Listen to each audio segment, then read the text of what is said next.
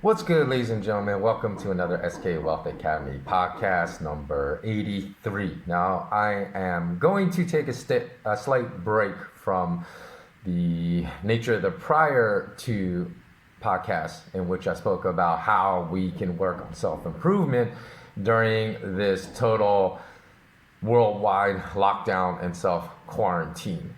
And actually, probably part three will address one of the most important points, which is how we can stay sane from a psychological standpoint while we are being deliberately, I believe this is a deliberate effort by governments worldwide, to shutter us in our homes so that we have no human contact, because they know the psychological impact of that is going to be devastating, especially from those suffering from high levels of depression and anxiety. Meds are not good enough. The best medication is love and community and contact with other human beings that sustains happiness for those suffering from severe anxiety and depression. So unfortunately, we are probably going to see suicide rates go way up, not just due to economic stress, but due to really what is inhumane levels of psychological stress that is being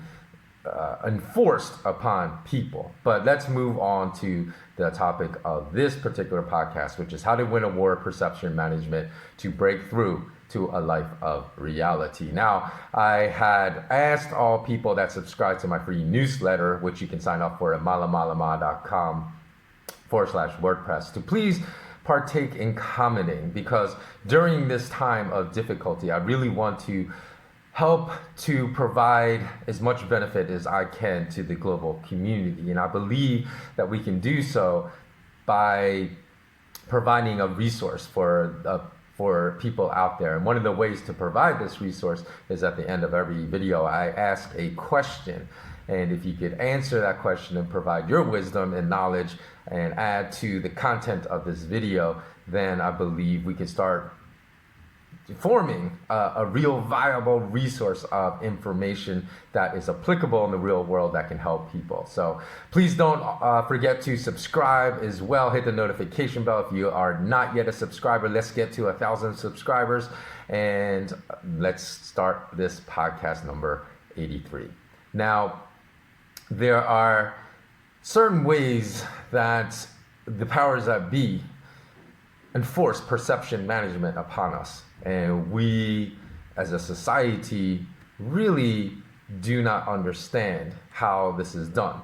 So one of the ways this is done is, if you see all over the world, we see messages of nationalism. Now, there's nothing wrong with having pride in your country. Where that comes into play in a very negative fashion is when we look through the lens of nationalism when trying to uncover truth, because the only side we can see is our side, the nationalistic side, which, of course, if we're going to uncover the truth, we have to consider all sides and all perspectives of all parties involved in a certain conflict or a certain situation. So we see these messages like MAGA from US President Donald Trump, Make America Great Again.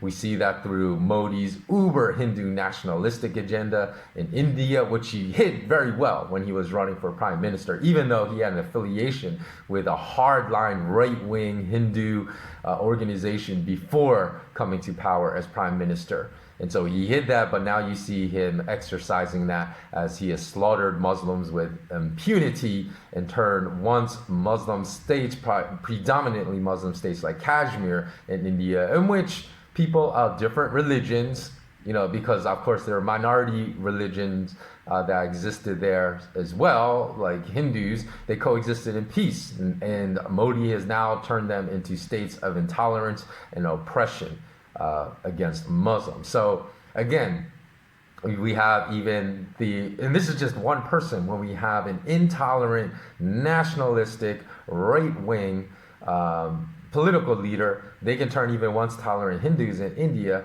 and radicalize them very easily under a nationalistic agenda. So looking through the lens of nationalism can convince good people to do very bad things. So that's why I say we always need to look through the lens of truth, because truth is immutable across borders, and truth always holds up under any arguments, whereas a lot of arguments in which people claim they're arguing truth crumble under really, really intelligent analysis. So looking at situations through the lens of nationalism always prevents us from understanding the root causes of hotspots and politically unstable situations today. For example, it's very easy if one is American, and a lot of people don't know because I've been living in Asia for so long now, that I grew up in America. I was born and raised in America, so I'm very familiar with, because I live basically everywhere. I live on the East Coast, I live on the West Coast, I live in Middle America.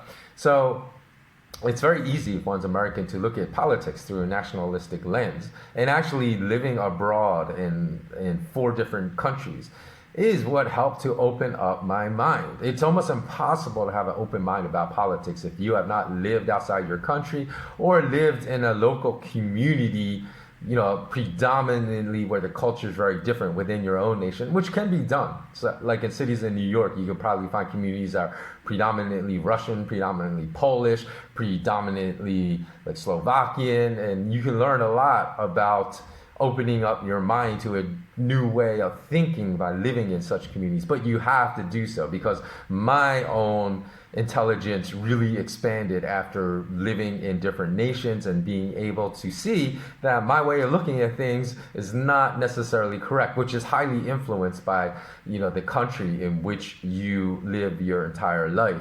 So again, if we are American, we look at politics through a nationalistic lens. It's very easy to believe the different narratives that come out of our governments, particularly the military-industrial complex. Like, it's easy to believe Iran is evil, America is good. If one only listens to the mass media narrative that emerges out of, again, like I said, very powerful entities within the government, like the military-industrial complex. But once we discard our nationalistic lens, and once we are willing to dig deeper for the truth, one can easily discover online, just by looking at online photos in the 1950s and 60s, photos of daily life in Iran, which is going to shock a lot of Americans that don't know this, or even a lot of Westerners and Europeans that don't know this. It didn't differ much from the photos of daily life in America. In other words, a very secular interpretation of Islam dominated Iran back then, and not an anachronistic right-wing interpretation of Islam that predominates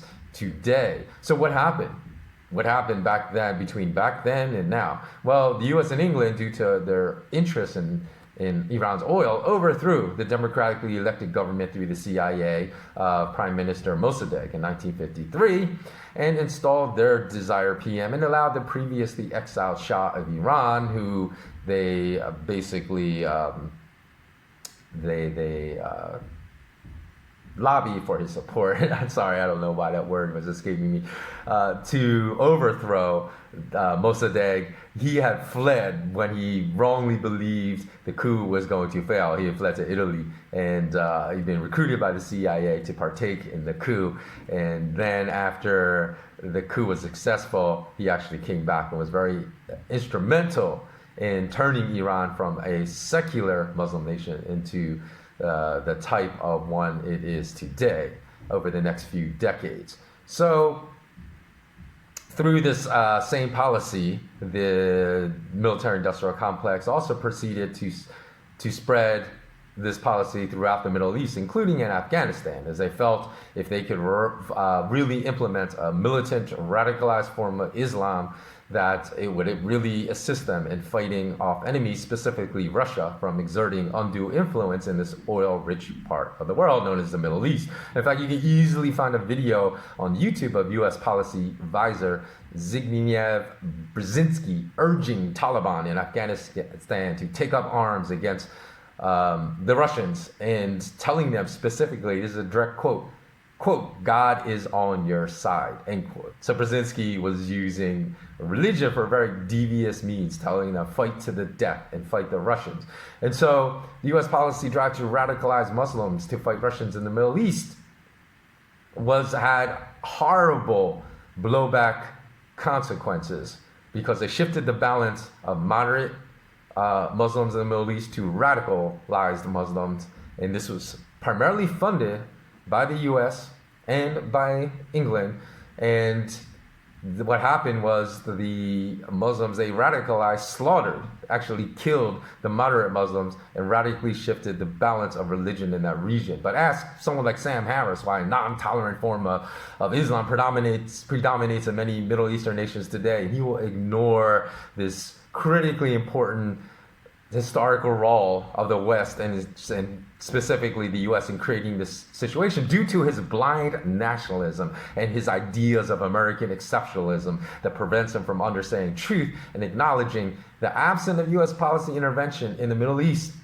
You know, if the US had been entirely absent in meddling in trying to radicalize the Islam religion in the Middle East from the 1950s onward, Iran, along with many other nations in that region, would be far more likely to be exponentially more secular, meaning more like they were in the 1950s than they are today. So managing perception, just not about politics, but also even about financial arenas, like the employment situation, was very important to get young people to keep attending university during the 2008 global crisis. Actually, you know what? Even before I mention that, let me talk about one of the most important things that the most powerful bankers in the world and the families that own central banks manage as far as our perception about money. And that is to tell us that gold is not money. Ben Bernanke, who was a former chairman of the U.S. Federal Reserve, which I hate using that terminology because it's not a part of the government. So the whole word federal was slipped in there during their inception in 1913 just to deceive us. So I really refer to it as the U.S. Central Bank as much as possible so people don't conflate that institution, that private banking institution owned by private families, as some type of federal organization that's affiliated with the government. So Ben Bernanke said gold is not money. He was questioned by, at that time, U.S. Senator Ron Paul. He said, no, gold is not money. So that's what they want us to believe. But yet, if we look at the increase of just the paper price, and I'm going to tell you why this isn't even the proper price to look at. The paper price since 2001, gold has increased from $250 to $1,732. But that's not even the real increase we should be looking at. So we should be looking at the increase, say, of just a 1 ounce American Eagle gold coin, right? Because back then, no one was buying gold at those low prices where you actually should be buying gold. So there was only a slight premium of about $10 per coin. So if you bought gold coins, say you bought $100,000 gold coins back then, you're only paying about $260 per gold coin. Now, if we look at the price of a gold coin today in lots under 20, which is still a tremendous amount of money because what is it, like $16,000, $17,000, $18,000 at today's prices, you're going to be paying $1,832. That's correct. There's a $150 premium over the paper price. So that's a real price, right? Because you can't buy a gold coin at $1,732. You're going to have to pay $150 more, $1,832 for anything less than like $17,000. Because if you buy $100,000 or $1 million of gold coins, then the premium drops because the greater quantity, you get a better discount, right? So if we look at that, that is a 7.24 increase of price, in US dollars. And so if you have put a let's just say $100,000, right, you instead of keeping it in cash, if you kept it in cash, obviously from 2001 to today, what do you have? Still have $100,000. But unfortunately, you have $100,000 with whose purchasing power has just rotted. So you're not going to be able to buy nearly the amounts of goods and services that you could in 2001. So in other words, that $100,000 is not the same as 2001 $100,000 because the purchasing power has been drastically eroded. But what it protected you, say you bought $100,000 of gold coins, and today, like I said, it's worth what, 700, actually I think it's 7.42. You can do the calculation. I'm just trying to figure it out in my head. But you can purchase 7.42 times as many dollars. So if you sold your gold coins, instead of having $100,000, even though that's what you bought to purchase those gold coins in 2001, you have $742,000, almost $750,000. So what would you rather have? 100,000? What is real money? What preserves your purchasing power? And what people don't even realize is that the US dollar is probably the worst currency to use in the world to show this management perception game that's played by bankers, in which they deceive us and tell us gold's not money, because gold against emerging market companies has not risen in these currencies, these fiat currencies of emerging markets and emerging countries, like what is considered the developing world or even the third world, has increased not by 7.4 times in the past 20 years. It's increased by like 10 times, 15 times, 30 times. So you may have 30 times the amount of your domestic currency in other emerging market currencies. It's the worst performing against the US dollar because, as you all know, in global financial shows, they just harp on the US dollar price of gold. So a lot of people don't realize that in emerging market currencies that the price has exploded and really done its job in protecting people that live in developing countries and in the third world, of preserving their wealth. So let's return to the employment situation before I went off in this tangent. So again, I was saying during the 2008 global crisis, politicians and bankers are saying, hey, young people, keep attending university and college because the job situation is going to be recovered in 4 years when you get out, and you're going to be fine. So don't worry about going into $100,000, $200,000 of debt, which is common in the United States, because the fact that the cost of private education, the inflation rate has far exceeded the inflation rate that of the US dollar. In other words, it's the cost of academics has increased at a much greater pace than, say, even the inflation rate of people's salaries. So it's become harder and harder and harder for people to pay for school. And what happened is, back then I warned people to delay. I said, delay going to university. And people said, oh, what are you doing, telling people not to go to school? And I'm saying there's a difference between saying delay going to university and not to continue your education, because you can self-educate. People only think there's one way to be educated, and that's going to school, whereas really self-education will yield far better rewards than trying to be educated in school. And I will, make subsequent videos to explain why, because that's the very reason I invented my full online academy, SK Wealth Academy, which hopefully I can launch soon after this global pandemic lockdown ends. So I warned that the economy would not recover to provide the type of high-paying full-time jobs that college graduates would desire. And people call me crazy, but 4 years later, after I issued that warning, and you can see, go to the show notes if you're watching this on video. I put all the articles that you can read that I wrote like 10 years ago, all that were much more accurate than what was being forwarded by politicians and bankers and the mass media. So, of course, people say, what are you talking about? The economy recovered.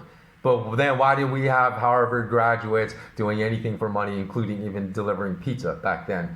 And the reason was because, again, the mass media is managing perception. They're saying, oh, look, there's many more jobs in the US, but they weren't high-paying jobs. They were type of low-paying, part-time jobs, almost minimum wage jobs were the type of jobs that were proliferating in the economy, which, again, is not indicative of a real recovery, right? We didn't have real jobs. We had just the type of service industry, low-paying jobs that were proliferating. So that's why people back then,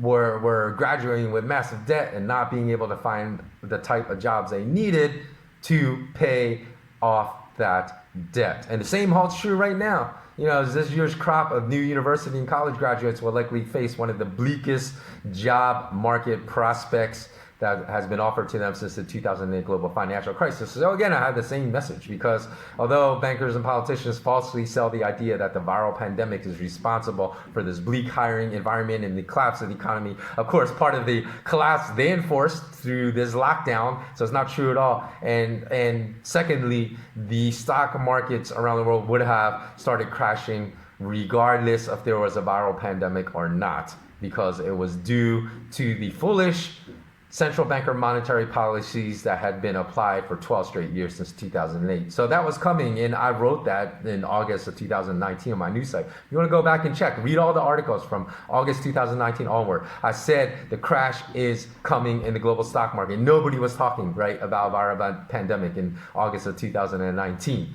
So again, this is a matter of bankers and politicians managing our perception to delude us and get us to fiercely embrace delusional beliefs about what is really going on in this world. And speaking of managing perception, the vast majority of us go through our entire lives inside the matrix, believing perception is reality without ever understanding reality. You know, that is a crazy thing if you just stop for a New York minute to think about it. Because those with the most money that control our media are only interested in controlling our perceptions.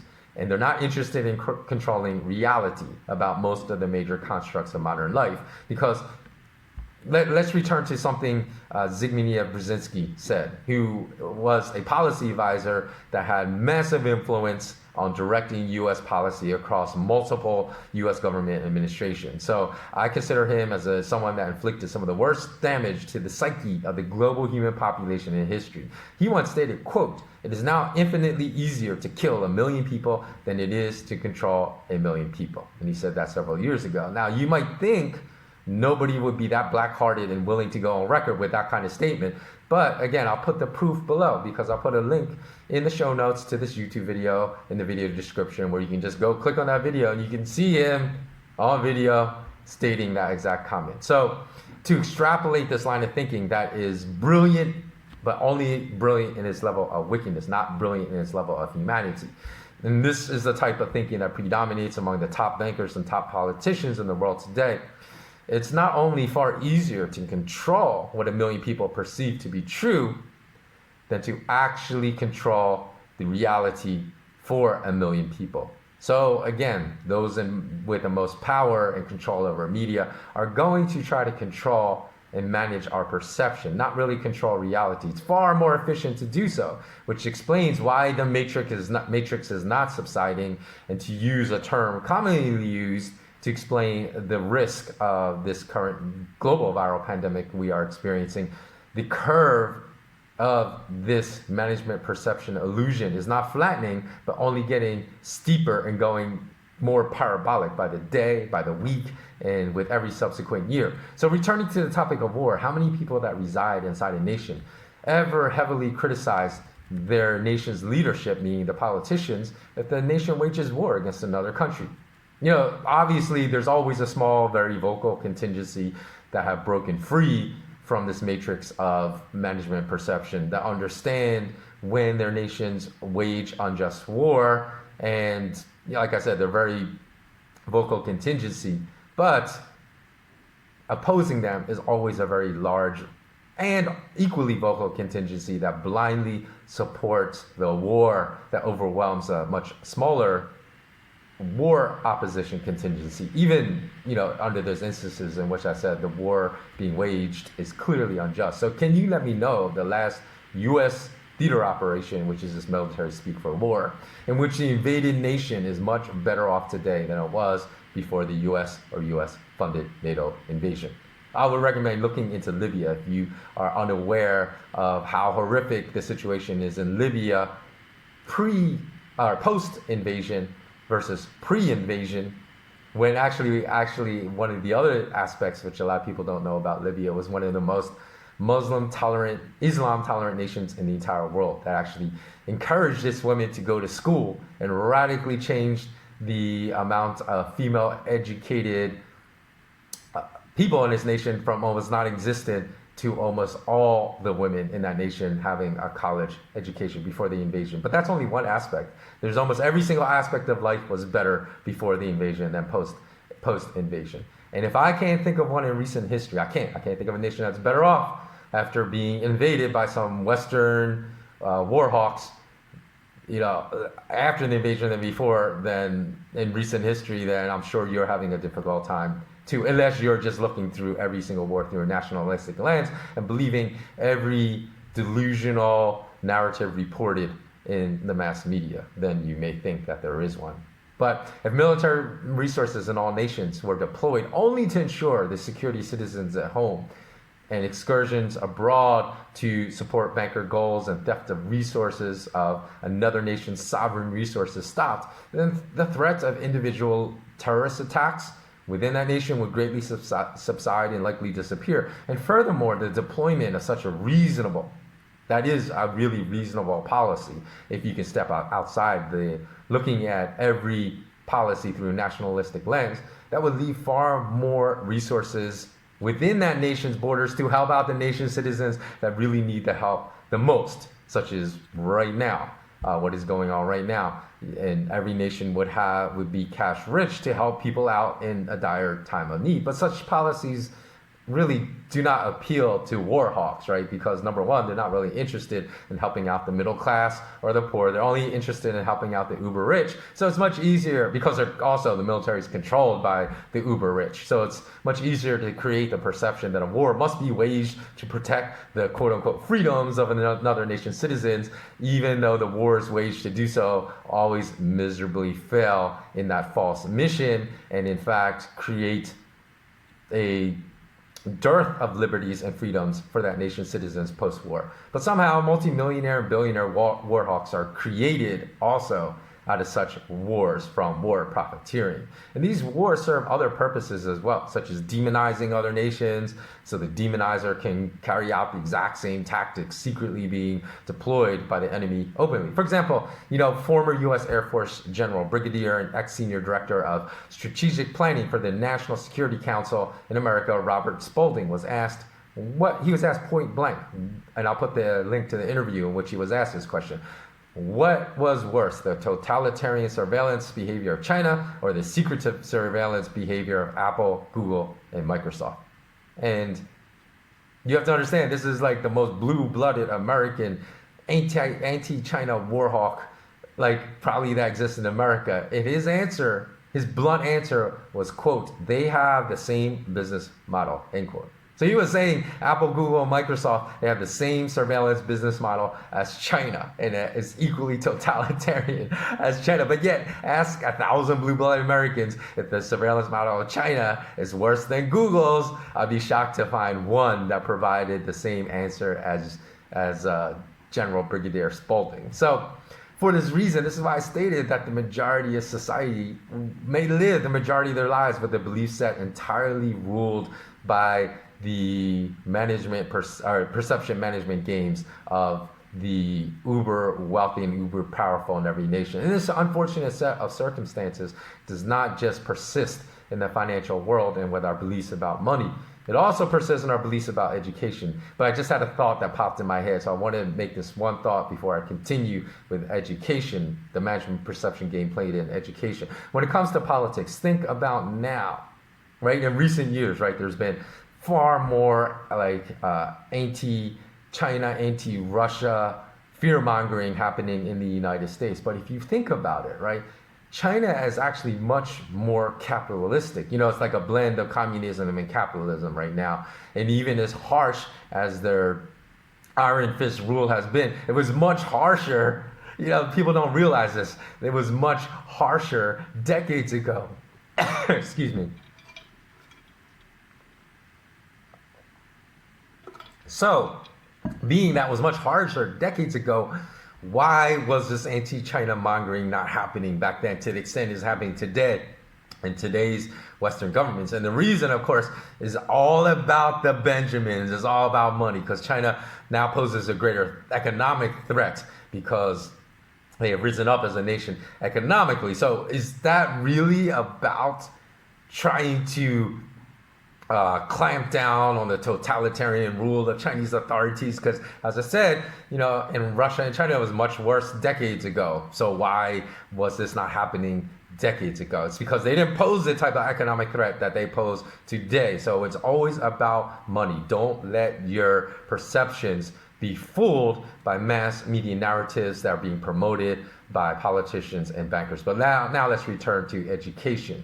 So again, this unfortunate set of circumstances does just not persist in the political and financial worlds, and with our beliefs about money. It also persists in our beliefs about education. Far too many of us conflate schooling with education, when today's form of institutionalized schooling on every nation on planet Earth lacks most of the essential nutrients of education, such as the development of critical thinking skills. That is probably the most essential pillar of education. The second most essential pillar of education is probably dispensing knowledge in a manner that can be utilized in the real world to improve our lives. And these two things are not done because the examination system does not promote the real world application of knowledge. It promotes basically mindless regurgitation of knowledge. So do you know why this latter essential pillar, real world application of knowledge, is often completely absent in schooling today?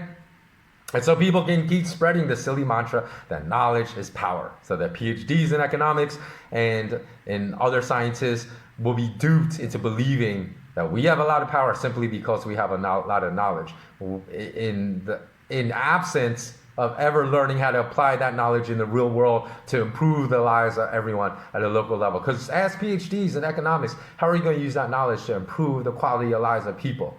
And I would be shocked if someone gave you a really relevant answer. Now, if you don't have a good, solid background in economics, you may not understand that someone may be talking gibberish to you and it sounds really good, but it was really not a good answer to that question. So that's why I formed SK Wealth Academy, to address this Grand Canyon-like chasm of education, the most essential nutrients of education missing in the academic system, because I am going to give that to you within my online academy. So the powers that be have always used perception management and not reality to control our beliefs, even if we go back again to the 2008 global financial crisis.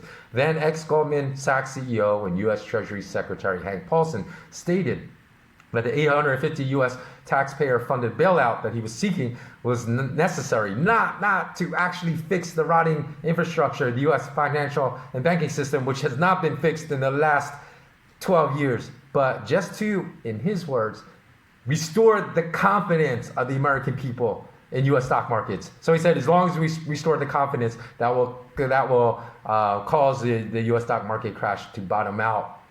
And again, what people really don't know is that the 850 taxpayer, yes, U.S. taxpayer-funded bailout, in which basically was a socialism for the rich, because failing banks that deserve to go bankrupt and go out of business, which would have been most of the banks on Wall Street, were bailed out by U.S. taxpayer money. But when private businesses fail, oh no, there's no money for you. We don't have any. And a lot of people don't realize, even today, they think, wow, $850 billion. You know, in reality, this was through a General Accounting Office, the GAO office report of the U.S. government, that multiplied to $29 trillion. $29 trillion were given to not only U.S. banks, but to foreign banks by the U.S. Central Bank. And who knows, I don't even believe that $29 trillion figure is accurate, because there's so much money that was going secretly to recapitalize these banks that who knows what the real amount was.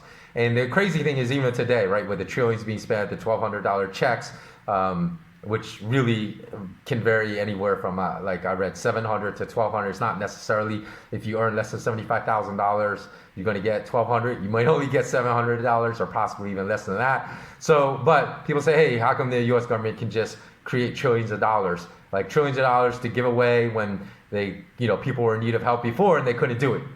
Why can they do that? Or why can they just create trillions of dollars to buy out corporate junk bonds now, to operate overnight repo markets, just create trillions of dollars like every other week to do this? Why? You know why this is being reported? This is why it's so important too, that this global viral pandemic dominates the news. Because if it wasn't, think about it, if it wasn't, this is what would be dominating the news. And people would be looking into this and saying, hey, the whole global financial system is fake. It's based upon a Ponzi scheme. Because how can they just create trillions of dollars out of nothing? Like it's nothing, because it is nothing. Whereas in the past, when people needed help, they couldn't do it.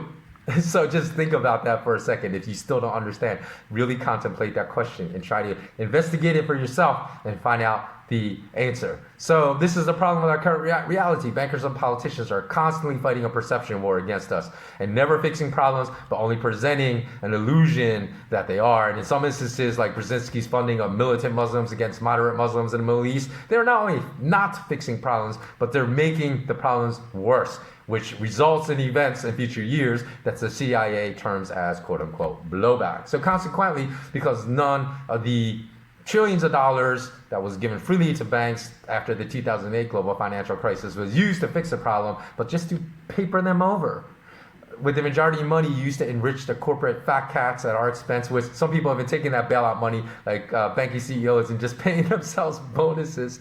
This is why we just witnessed stock markets all over the world blow up again to start 2020.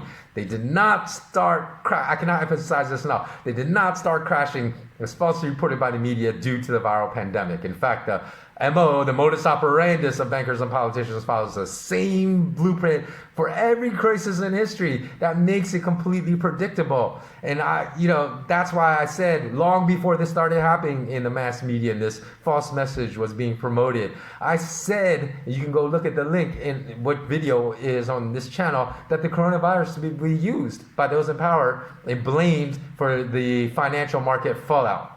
I said this well before this started happening because their blueprint is the same.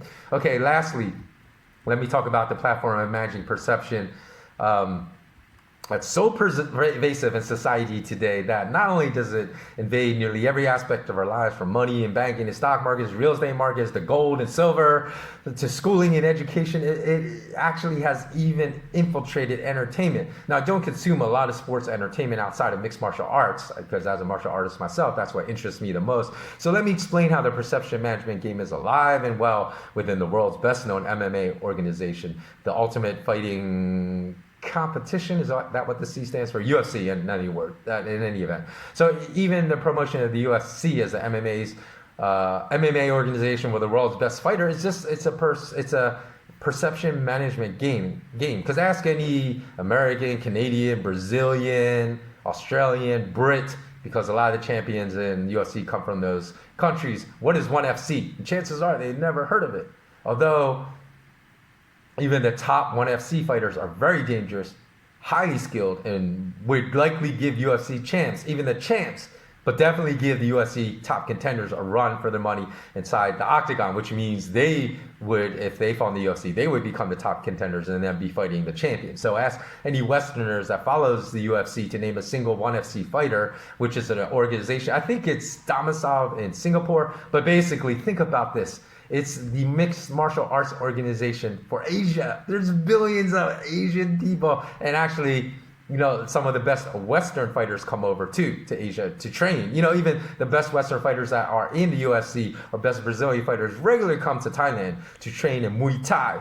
And because they receive the best instruction in Muay Thai from the best Muay Thai fighters in the world that are obviously in Thailand. So chances are that someone that just follows the UFC cannot name one highly skilled, very dangerous ONE FC fighter. But if you're a fighter, because you would understand just from watching video what I'm talking about, who is a highly skilled fighter, because you got the eye, you train, you understand. Go watch highlight reels of Bibiano Fernandez and the guy known as the Burmese Python.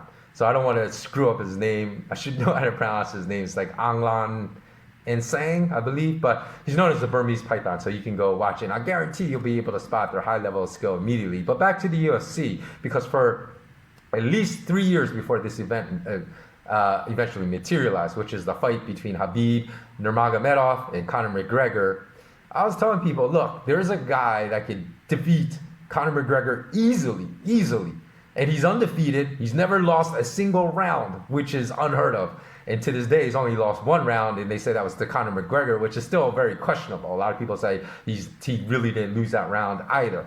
But the UFC's matchmaker, Dana White, understood, hey, Conor's super popular in the world right now. He's a huge money draw, and he makes a lot of money for the UFC. So I'm not going to let Khabib fight him, because then he will dispose Conor as a champion, and then we can't continue to make money off of him. So I think at that time, Habib was 22-0. He's undefeated, as I said, never lost a round. And I told Conor fanboys, look, Conor is really, really good, but he's probably only the third best fighter in that weight class right now. Because I said Habib would massacre Conor. And as I said, Habib was relatively unknown except to the serious fight fan and to a trained martial artist that can understand when he watched Habib how superior his skills were.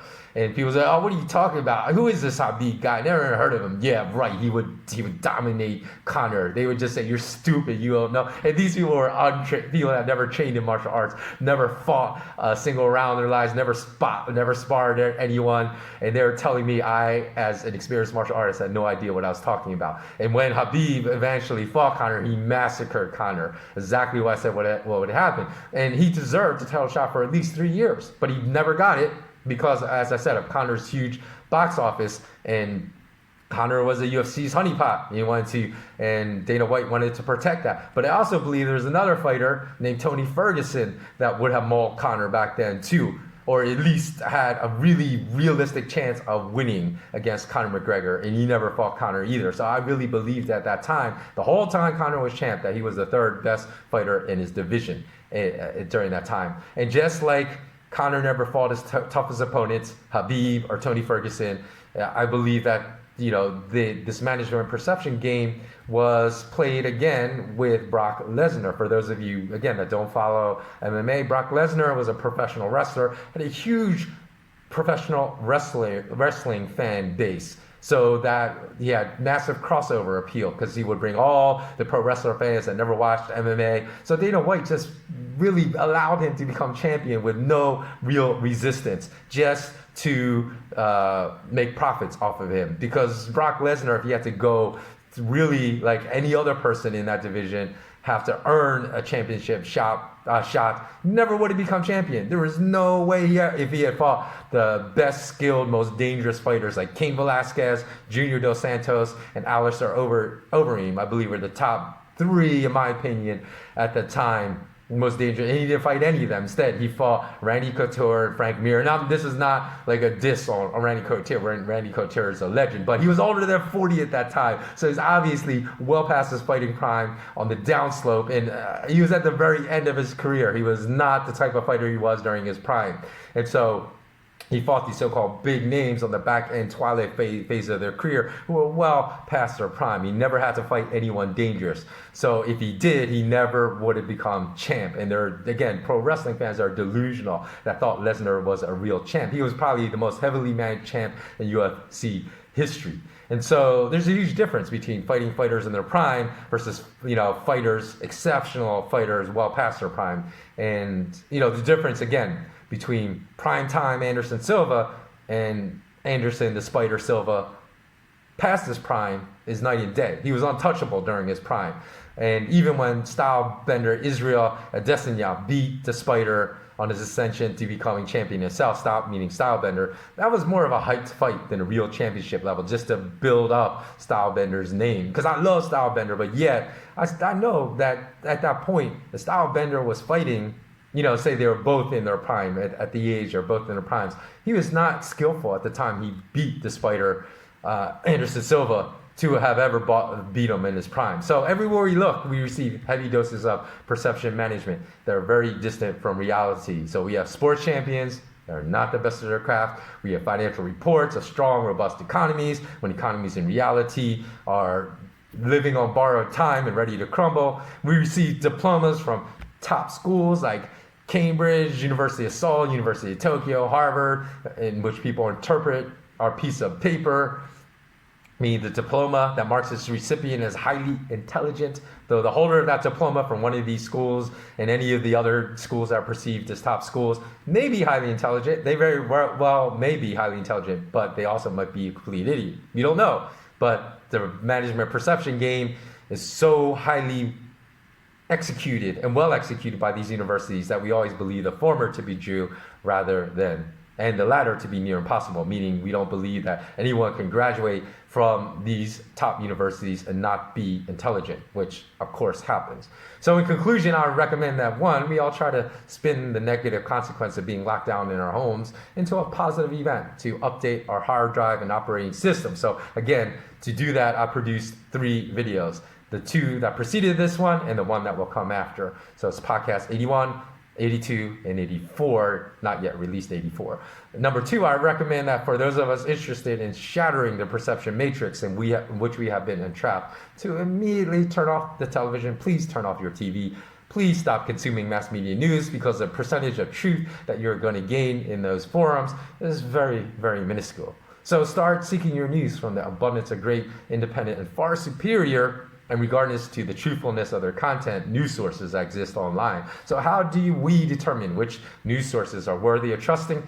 Well, understand that this process is not going to be easy, but nothing worthwhile is easy. It's going to take some time. Don't just accept someone else's word that, hey, this is a great news source. But, certainly if you find someone to be very intelligent and they tell you it's a great news source, it's a good place to start. But you have to determine this for yourself. You cannot just take other people's words blindly. So after finding a great news source, if the source employs numerous reporters, understand that not all reporters are equal. So not all reporters will be reliable in the level of truth they report. You have to find the specific reporters to follow within that singular news source. And to discover which journalists to follow and whom not to follow, examine their track record. As independent journalists, always report narratives that greatly differ from the narratives of the mass media. So examine what they say in the past, and discover through your independent research what percentage of these past narratives turned out to be correct. If a high percentage of their claims turned out to be true, this means that such a journalist has a very high standard for vetting the information they pass off as truth and is worthy of being followed as a reliable source of truth in the future. And finally, even after you've found a solid, stable, reliable, independent journalist to follow, understand that no human being is infallible. And even this great journalist that you found will be susceptible to falling victim to the web of deceit, because as I just told you, this management perception game is so widely played by those in power, and they are on point in executing this game. So understand that they're going to be susceptible to being duped. In the future, may occasionally report untruths as well, not deliberately, but from being duped by the management perception game, or perception management game. So sharpen your critical thinking skills, even when consuming information delivered by your trustworthy sources, and don't blindly believe everything they say. And so for me, just to give a good source, I find Gray Zone. So you can look up Gray Zone, independent media. I find them to be very good. And someone I follow is Aaron Mate. But again, don't take my word, do your own research and come to that conclusion, whether to follow him or not to follow him. So if I may be presumptuous enough to end this particular podcast with a personal plug, since I've been publishing articles on my news sites for 15 years, it wasn't actually always called malamalama.com, but /WordPress, but basically all those articles I've re-uploaded to malamalama.com /WordPress. You'll find they date back to 2006. And I've published videos and podcasts on YouTube for over a decade. If you've made it to the very end of this podcast, depending upon whether you're consuming this information via text or video, allow me to suggest some articles and podcasts of mine from prior years. Since we're on lockdown and we have more time, I believe would be of great interest to you, because I have a lot, like I said, 10 to 15 years worth of articles and podcasts, some of which are my best articles and best podcasts, of which I am certain that you have not watched. So I'm going to list them below. If you're watching this on YouTube, you can find it in the video description, show notes, where it just describes the video and says click more or click here to read more. Just click and you'll see the list. And please do go look at some of those other articles and podcasts. And so that about ends it. As always, remember to remain intensely curious, and please do subscribe if you have not yet subscribed. Let's get to 1,000 subscribers by the end of April. And